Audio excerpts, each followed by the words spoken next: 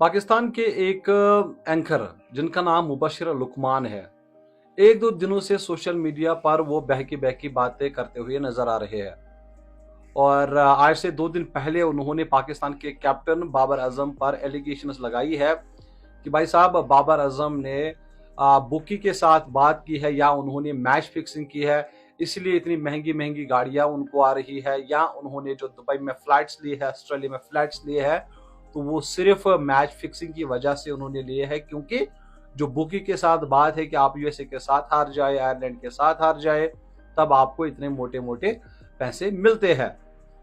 और ये कहना आसान है, एलिगेशन लगाना किसी बंदे के ऊपर आसान है। देखिए, पाकिस्तान ने T20 वर्ल्ड कप में अच्छी क्रिकेट नहीं खेली है, ये सभी को मालूम है। और क्रिटिसिज्म जायज है, आप जितना क्रिटिसिज्म करना चाहते हैं आप उतना क्रिटिसिज्म करें, क्योंकि जब ये टीम जीतती है तो भाई साहब आप सपोर्ट भी करते हैं, अगर ये टीम हार जाती है तो आप क्रिटिसिज्म भी कर सकते हैं। लेकिन क्रिटिसिज्म का भी एक दायरा होता है, आप किसी को गाली गलौज नहीं कर सकते और आप किसी के ऊपर बेसलेस एलिगेशंस नहीं लगा सकते। अब अगर आपको पता है कि भाई साहब बाबर आजम को जो कार मिली है वो बुकी के थ्रू मिली है, अगर आपको मालूम है कि भाई साहब बाबर आजम के जो फ्लैट्स है वो फिक्सिंग के थ्रू आए हैं, तो आप मुझे बताइए कि ये बुकी कौन था। भाई अगर आपको सभी चीजें पता है तो आप आसानियां पैदा करें, आप ये भी कहे कि ये बुकी कौन था, उसका आप नाम अपने चैनल के माध्यम से लोगों को बताएं, ताकि जो भी इन्वेस्टिगेशन होगी उसमें और आसानियां पैदा हो जाएगी। आपके पास कोई नाम नहीं है, क्योंकि आप ये सिर्फ बहकी बहकी बातें कर रहे हैं। देखिए, मैं यहां पर बाबर को बैक नहीं कर रहा हूं। बाबर एज ए कैप्टन, मैंने आज से पहले भी कहा कि भाई बाबर को कैप्टन से हटना चाहिए, क्रिटिसिज्म होना चाहिए। लेकिन क्रिटिसिज्म और इस तरह के एलिगेशंस में काफी ज्यादा फर्क है। आप अपने स्टार को पूरे दुनिया में बदनाम कर रहे हैं। अच्छा जी, अब ये लुकमान कौन है? मुबशिर लुकमान के बारे में थोड़ा सा मैंने रिसर्च किया है।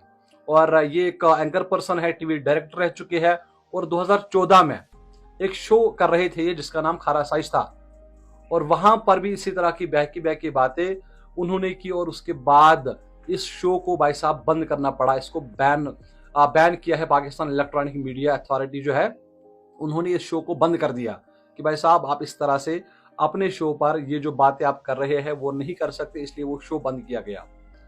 और पहले से ही इनकी आदत रही है कि भाई साहब किसी न किसी बंदे को ये टारगेट करते हैं, और ये पहली बार नहीं था कि इनका शो बंद हो गया।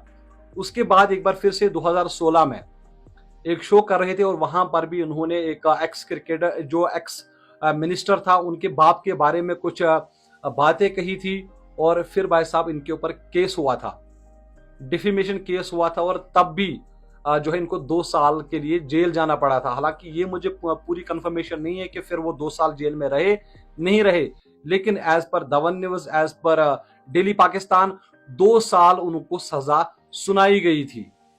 ऐसा इतना ही नहीं, बल्कि और एक बार इसी तरह की बातें इन्होंने अपने शो में की, और एक बार फिर से कोर्ट ने भाई साहब इनको जो है अरेस्ट वारंट निकाला था इनके नाम पर।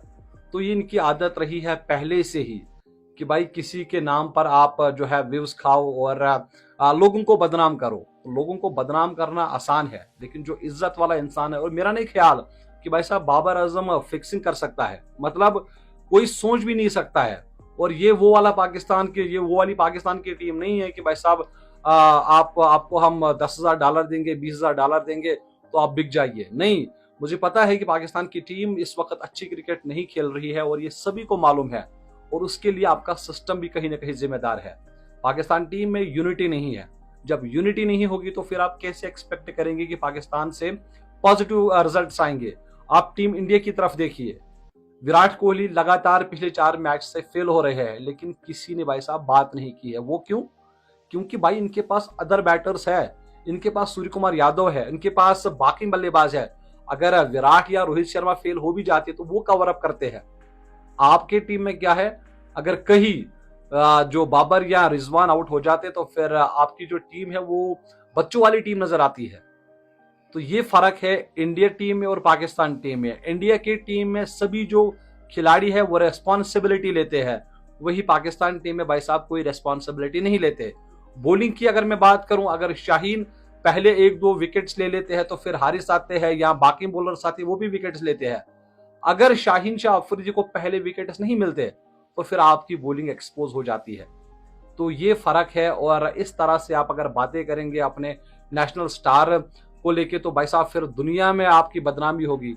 फिलहाल आप मुझे इजाजत दीजिए, आप अपना बहुत सारा ख्याल रखिए। अल्लाह हाफिज।